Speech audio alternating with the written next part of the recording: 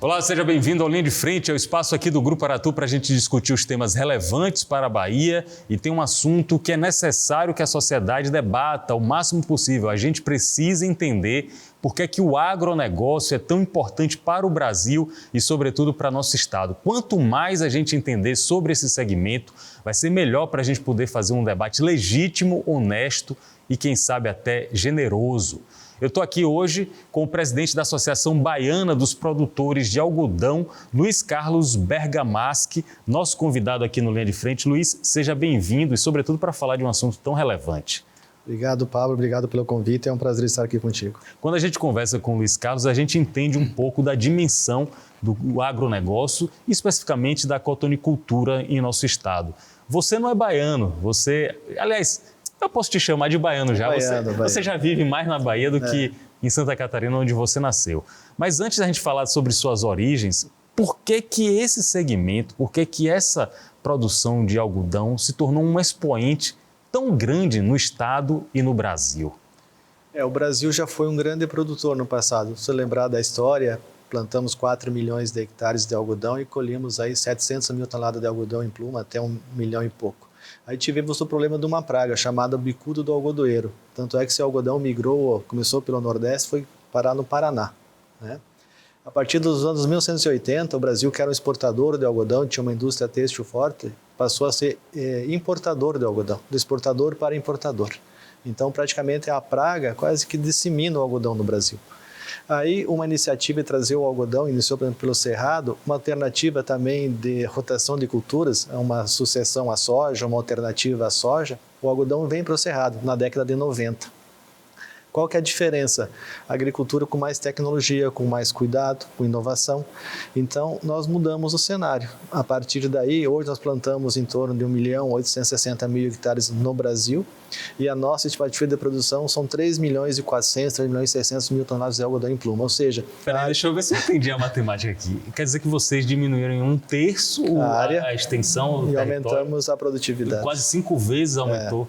Olha, como é que é essa mágica assim? Por que chegou nesse patamar? Tecnologia, inovação, conhecimento, trabalho do produtor, trabalho das assessorias, trabalho das universidades, com informação, com conhecimento e o mais importante, cuidado da praga, né? Se manejou essa praga, se cuidou, se investiu em tecnologia e inovação e temos produtividade. Hoje, o algodão produzido no Brasil e na Bahia é um dos mais produtivos no mundo, em regime de sequeiro, água da chuva. Você tem a dimensão de quanto é ocupado do território baiano em termos de lavoura, em termos de fazendas de algodão e quanto a Bahia produz e exporta? A Bahia é o segundo maior produtor nacional de algodão. Essa safra temos uma área de 345 mil hectares.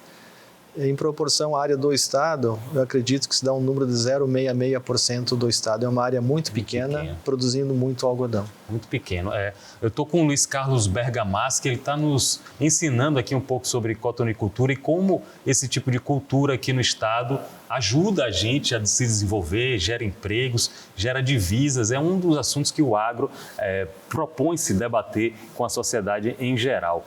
Quando a gente fala de produtores de algodão, a gente está falando de produtores em larga escala, de grandes produtores, ou a gente está falando de agricultura familiar?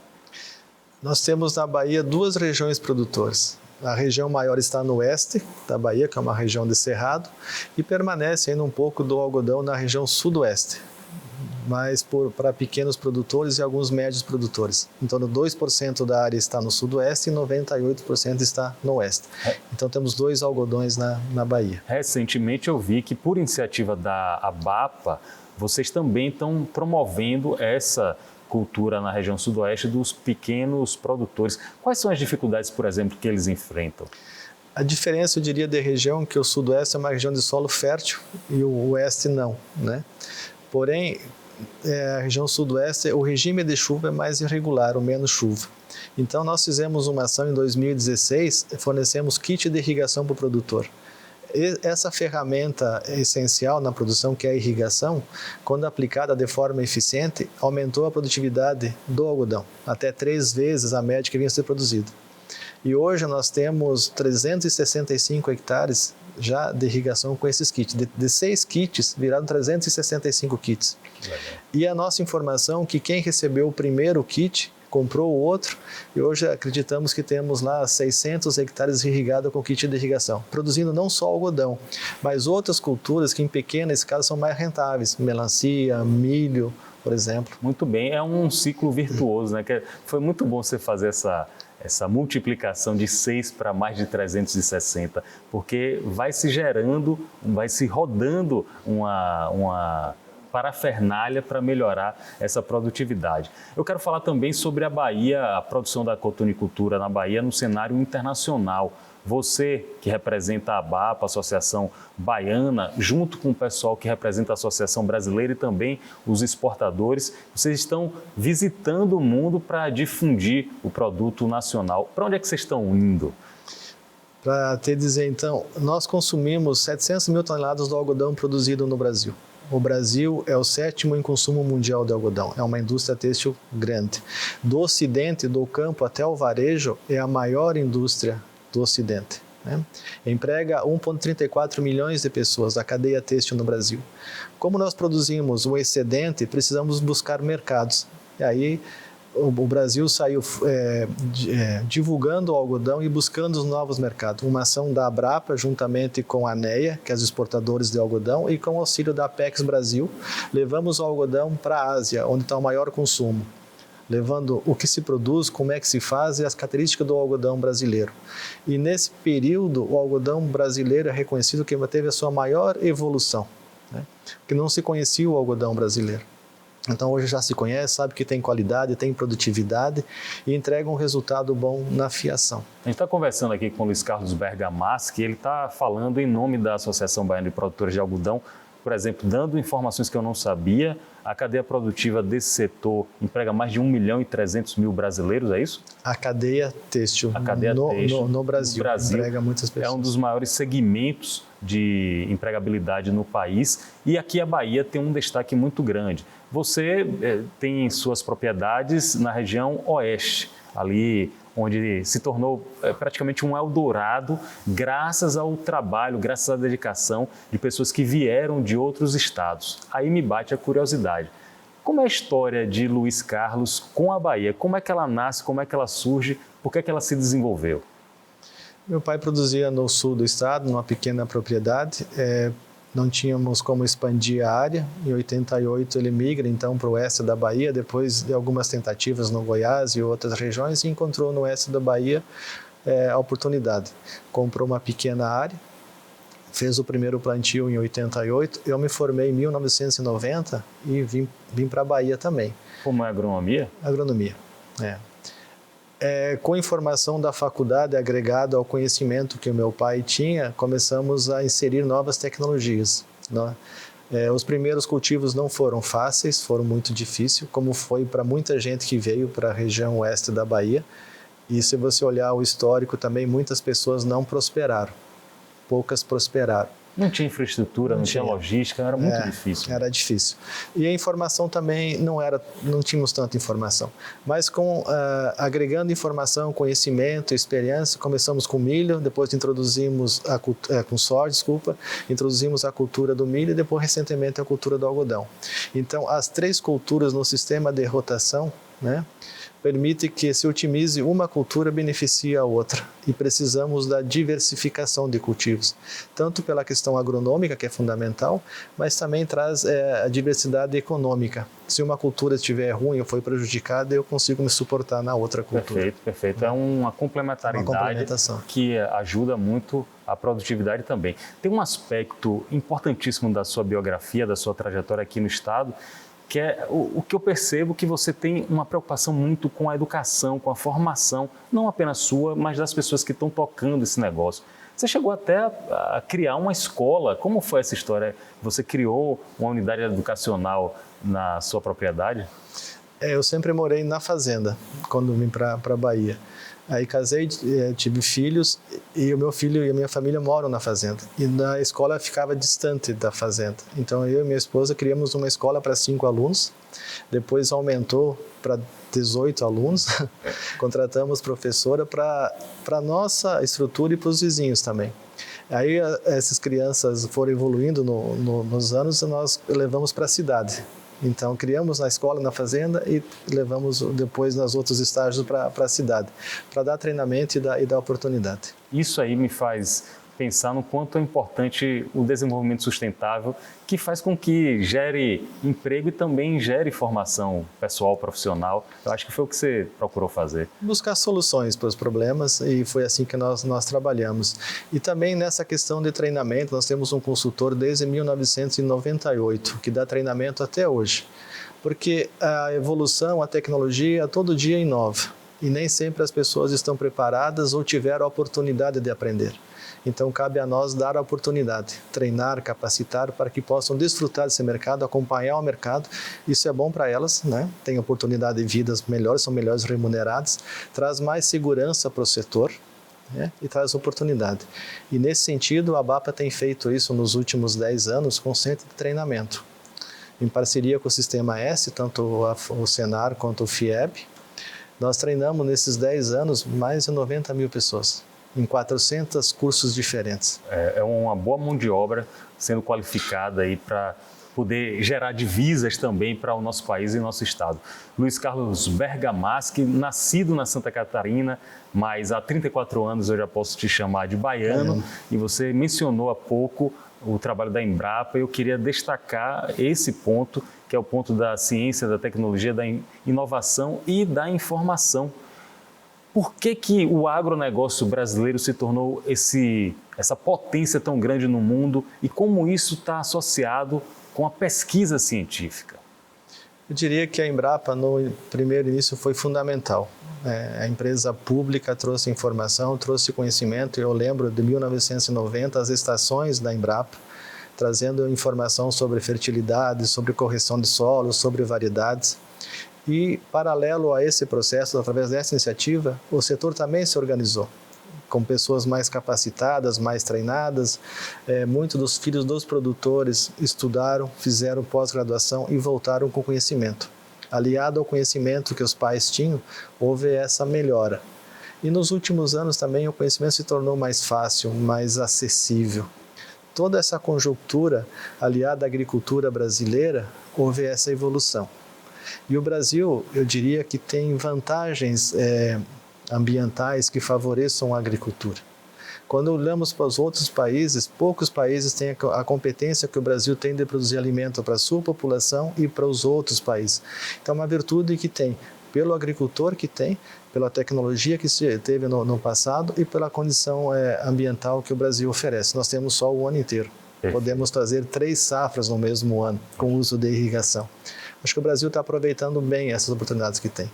Tanto é que o setor é responsável por 1/3 dos empregos, 1/4 do PIB e toda essa estrutura que garantiu esse desenvolvimento do país nesses últimos anos. É preciso, aí eu volto a reforçar isso, é preciso que a sociedade brasileira conheça e reconheça o trabalho que os produtores agropecuários estão fazendo com a nossa nação, pela nossa nação. Até por isso, aí eu entendo que vocês têm, digamos, uma necessidade de relações públicas. Eu soube que vocês fizeram um lançamento recente de um prêmio de jornalismo, de que os estudantes universitários, os profissionais que mais se destacassem difundindo a informação desse tipo, possam ser agraciados pela associação, pela BAPA. Qual o objetivo desse prêmio? Hoje foi o lançamento da nossa 4ª edição. Esse prêmio se iniciou em 2019, uma iniciativa da ABAPA. O objetivo é valorizar o profissional de jornalismo e também o futuro profissional, o jovem que está se formando, numa relação de confiança, transferência de informação entre a fonte e o profissional da área, porque entendemos que muitos dos conhecimentos, das informações precisam ser difundidos. Precisam ser levadas a informação para o campo para a cidade. E no interior nós temos muita informação. Somos um celeiro de informações e nem sempre elas são transferidas, informadas da maneira que deveriam ser feitas. E também no interior nós temos pessoas que vivem esse dia a dia, que participam da atividade e que nem sempre são reconhecidas.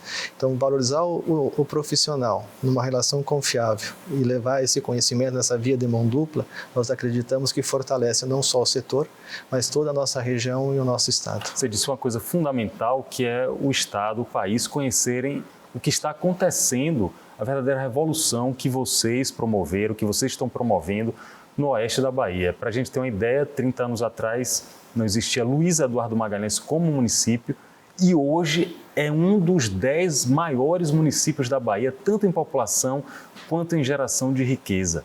Tem muita coisa se passando por lá que às vezes a gente não tem acesso. Eu, quando fui no ano passado na Bahia Farm Show, fiquei bastante impressionado. Isso gera algum tipo, sim, Luiz Carlos, de ressentimento? Poxa, gente, olhe para cá, porque a gente está fazendo muita coisa pela Bahia também. Vocês pensam alguma coisa desse tipo? Acho que o setor tem pensado muito, tanto dentro da propriedade quanto fora da propriedade. Nós acreditamos que temos que ter competência dentro da propriedade para sermos competitivos, mas tem ações que extrapolam a propriedade, que precisam ser ajudadas. Um exemplo que eu vou te citar, o produtor precisa de estradas. Temos 7 mil quilômetros de estradas vicinais no oeste da Bahia. Nem todas são trafegáveis. Em momentos de chuva ou de seca, o caminhoneiro não consegue entregar o produtor não consegue tirar a produção da sua lavoura. E a BAPA teve uma iniciativa com o dinheiro dela, com o recurso do Prodeagro, recurso do Instituto Brasileiro do Algodão, e o produtor, né, investiu um quarto do seu valor, pavimentando estradas. Então devemos entregar esse ano mais de 330 quilômetros de estradas pavimentadas. Uma iniciativa privada. Privada, tem o recurso do Prodeagro, que é um recurso do governo do estado, que nós usamos, que participa um quarto. Mas quem está executando... Mas o importante é você ter as parcerias, construir as soluções. E permite que todos trafegam por aquela estrada, o produtor consegue levar seus produtos, tirar sua produção, a sociedade pode usar a estrada, ou seja, todos têm o direito. Isso desenvolve a região. Então, resolve problemas, gargalo de transporte, a questão de logística, é viabilizado. É pouca coisa diante de toda a demanda, mas é algo que nós estamos fazendo e está desenvolvendo a região oeste da Bahia. Tem uma demanda muito forte de vocês, produtores, e da sociedade como todo no oeste, que é a demanda por a parte da infraestrutura elétrica também. Desde o ano passado eu acompanho muitos dos deputados, principalmente da Comissão de Infraestrutura, tentando pressionar o poder público, pressionar a concessionária.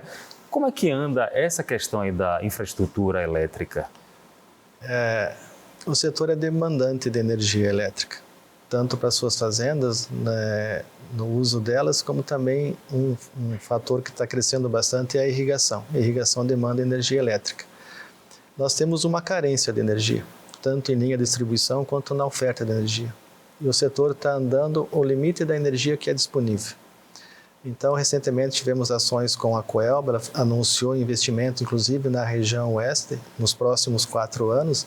A nossa expectativa é que essas demandas sejam atendidas, para que o setor volte a crescer na velocidade que ele está crescendo. Então, a energia é um fator limitante hoje ao crescimento. É uma questão de competitividade. Vocês estão concorrendo interna e externamente no Brasil e fora do Brasil com entes que não estão tendo essas dificuldades, esses gargalos, não é isso?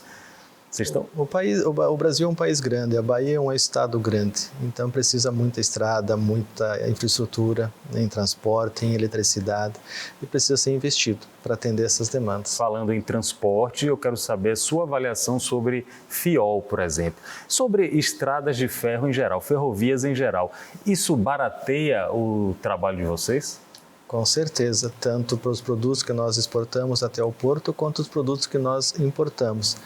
E para que isso viabilize uma ferrovia, ela demanda de volume de produção.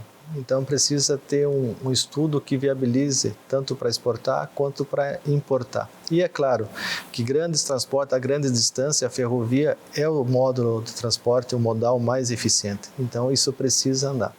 Está em construção, nós soubemos disso. Agora, a demora disso tudo não valoriza o setor, o custo de produção, o custo do transporte fica mais alto. A questão do cenário internacional. Aí eu vou citar a Rússia, que sempre é mencionada como a maior exportadora de fertilizantes do planeta. A cultura de vocês, a cotonicultura, é afetada por essas oscilações, esse clima, cenário de guerra no exterior? Uma desvantagem que eu diria que a agricultura brasileira tem é a dependência de fertilizantes. 85% dos nossos fertilizantes são importados. A nossa indústria nacional não produz a nossa necessidade. e dependemos, no caso da Rússia, do potássio, dos nitrogenados e do fosfatado também. Então é sempre uma preocupação para uma cultura que demanda fertilizantes. Nossos solos não são férteis, né? Precisam de fertilizante para produzirem bem. Então o Brasil ainda tem essa necessidade de importação de fertilizante. Eu fico imaginando a cabeça de um produtor de larga escala, como vocês lidam. Poxa, um cenário que eu não tenho, você não tem controle sobre isso, assim como você não tem controle com os eventos climáticos. Tem formas de mitigar isso, por exemplo, Luiz Carlos? Tem. A agricultura vem aprendendo com os anos. E o uso eficiente dos recursos, eu diria que é um trabalho que o produtor faz no seu dia a dia, a todo o tempo. Como utilizar menos fertilizante, como usar menos defensivo, na irrigação, como usar menos água.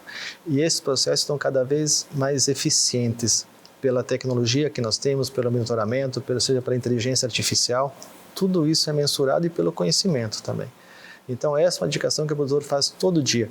A época ideal de plantio, o momento de plantio, o ciclo da cultura, o sistema de plantio que ele adota, o sistema de plantio direto que economiza, é o mais eficiente no uso da água, usa menos herbicidas. Tudo isso o produtor avalia e faz, das ferramentas que ele tem disponível, faz a melhor opção. Eventos climáticos e eventos climáticos extremos estão na pauta do dia. Só que estavam e estarão sempre na pauta dos produtores, dos agropecuaristas, dos produtores rurais em geral. O mundo está muito mudado mesmo, Luiz Carlos. Antes a gente era acostumado a pessoa do campo já conhecer, vai chover daqui a 2 dias, eu estou percebendo, mas hoje parece que as coisas mudaram muito. O que foi que houve nesse período, nesse meio do caminho aí? A gente sabe que os fenômenos climáticos não podem ser olhados num curto prazo, eles precisam de longo prazo. Muitas coisas que acontecem hoje já aconteceram no passado, mas talvez nós não tenhamos essas referências, né? O que a agricultura pode fazer é mitigar naquilo que é possível. Por exemplo, uma falta de água ou uma estiagem eu consigo mitigar com irrigação, com sistema de produção, igual eu falei, o plantio direto. Agora, um excesso de chuva não tem muito que se possa ser feito. Embora tenhamos previsões climáticas que nos ajudem a prever a hora de colher, de plantar, mas elas ao longo prazo não são muito eficientes, são mais no curto prazo. O produtor usa todas as ferramentas que tem. Umas têm controle, outras não têm controle e fica sujeito à questão climática. Agora a gente fala sobre a Bahia Farm Show, um principal evento do Norte e Nordeste, e eu acho que falta muito pouco para ser o principal evento do Brasil, a maior feira de agronegócio daqui da região. Eu acho que vai chegar, sim, a do Brasil, pelo que eu vi no ano passado principalmente. E a ABAPA, que Luiz Carlos é o presidente, é uma das apoiadoras, junto com uma série de outras associações de produtores rurais. Na sua cabeça, se você pudesse resumir a Bahia Farm Show para o público leigo, como é que você resumiria, Luiz Carlos? Diria que a Bahia Farm Show é uma feira de tecnologia e inovação. O produtor precisa ter as melhores máquinas, as mais eficientes e a última geração. Então é a oportunidade que o produtor tem em loco, não precisa se deslocar para outras feiras, para que tenha acesso a essa tecnologia e possa fazer boas aquisições. A gente sabe que as máquinas, com as inovações que tiveram, aumentaram o valor. E precisa ser comprado num preço razoável, numa taxa de juros que o setor consiga pagar. A feira dá essa oportunidade, para que o produtor tenha essa chance de comprar melhor e também tenha uma interação com os produtores, troca de informação, esse network é fundamental. E a Bahia Farm Show tem proporcionado isso, tanto é que os volumes de venda, se eu não me engano, acho que é a segunda feira em volume de venda do Brasil. Essa é a grande oportunidade e é feita aqui na Bahia, na região oeste, onde as coisas acontecem no setor produtivo. Traz um desenvolvimento para a região que beneficia a todos que participam da feira, mas muitas das coisas também que são vendidas na feira não são produzidas na região, são de outros estados. Então, é o produtor beneficiando a cidade com as suas aquisições e com as suas compras. Muito legal. E tem números impressionantes. No ano passado, mais de 100 mil pessoas em 4, 5 dias de evento. Um volume de negócios muito grande, bilhões de reais são negociados em compras, em vendas. E tem um aspecto aí, eu vou mencionar como o olhar externo, tem um aspecto de muita seriedade. Eu vou dar o meu depoimento. Imagine uma reunião aqui na Bahia, muito grande, um espaço muito agradável, inclusive, o local, o parque onde vocês montam a feira. E nesses dias todos não há venda de bebida alcoólica, pessoal. Não há show, não tenho nada contra show, pelo contrário, acho excelente ter evento festivo, mas tem um caráter muito profissional, um caráter de muita seriedade. É essa a imagem que vocês passam, Luiz Carlos. O produtor vai em busca da informação, da tecnologia, é uma feira de negócios. Então esse é o objetivo e ela atende muito bem esse propósito. Tem horário de funcionamento, o horário que começa, o horário que termina, e é a oportunidade que o produtor tem de estar lá e fazer aproveitar as oportunidades que a feira oferece. Uma dúvida, aí um questionamento de um contribuinte, de um cidadão para outro. Claro que você deve contribuir com volumes bem maiores do que o meu. O poder público, ele ajuda, atrapalha, ele é indiferente, ele é omisso. Como é a relação com o poder público no seu segmento? Nós temos uma boa relação com as 3 esferas e precisamos que assim seja. Não fizemos nada sozinhos. Precisamos de parceiros, de estarmos juntos, tanto as nossas associações e também com o poder público e com a sociedade. É assim que nós construímos o nosso relacionamento, baseado no respeito, na transparência e sermos eficientes. Trabalhar pela nossa agricultura. Para isso precisamos de leis, precisamos de normas, precisamos de infraestrutura e não tem como dissociar nesse conjunto todo todos os parceiros envolvidos. Nada mais justo do que você cobrar uma transparência, cobrar uma relação republicana com as autoridades. Estou falando aqui com Luiz Carlos Bergamaschi, provavelmente você é da 2ª ou da 3ª geração daqueles que vieram engrandecer e enaltecer a Bahia. Eu pude conhecer um pouco da história do Oeste e percebi que lá no começo, lá atrás, décadas de 60, 70, era um ambiente inóspito, era de muita dificuldade mesmo, não tinha água encanada, energia elétrica era bem difícil e esses desbravadores chegaram aqui e conseguiram transformar numa potência. Dá uma sensação de orgulho, assim, de dever cumprido, Luiz Carlos? Eu sou a 2ª geração, meu pai chegou primeiro. Eu acho que cada sociedade tem os seus desafios e tem a sua história para contar. Então, acho que o oeste da Bahia, os produtores que tiveram, acho que só troca o nome e o CPF, mas as histórias são as mesmas, né? Tanto de conquista como de fracasso também, que nem todos, eu falei, prosperaram. Mas se prosperou, se progrediu nesse campo, fez uma agricultura que ela é reconhecida, que ela é respeitada. É só olhar os índices de produtividade, tanto soja, quanto milho, quanto algodão. Ou seja, foi um trabalho que foi feito, né? E mérito de quem fez, com ajuda, com as parcerias que foram construídas. E o mais importante é que desenvolva a região, desenvolva o oeste da Bahia, desenvolva a Bahia e traga benefício para esse país. Como eu falei, são poucos países no mundo que podem produzir para si e para outros países. Eu acho que a agricultura brasileira está compromissada com isso, atendendo às normas nacionais, atendendo às demandas internacionais e sempre em respeito a tudo isso aí e conciliando o que é importante. Se fala muito em ser sustentável, mas procuramos fazer isso na essência da sua palavra. Eu acho que é importante respeitar a natureza, andar em harmonia com ela, entregar o melhor resultado que nós temos conhecimento no momento para entregar. Perfeito. Provavelmente a roupa que eu estou usando aqui, a matéria-prima dessa roupa provavelmente pode ter passado em alguma lavoura aí que a ABAPA tem supervisão, a Associação Baiana de Produtores de Algodão, porque esse tipo de matéria-prima, esse tipo de produto, aqui no Brasil, como você falou muito bem, é bastante cobiçado, é bastante ambicionado e agora os olhares do mundo estão para isso. A Bahia tem um destaque nacional como 2º produtor e o Brasil tem um destaque internacional como o 2º maior exportador. Você acha que a gente chega no topo dessa pirâmide aí com muita tecnologia, como você está falando? Eu acredito que é uma questão de tempo a gente chegue a primeiro exportador de algodão.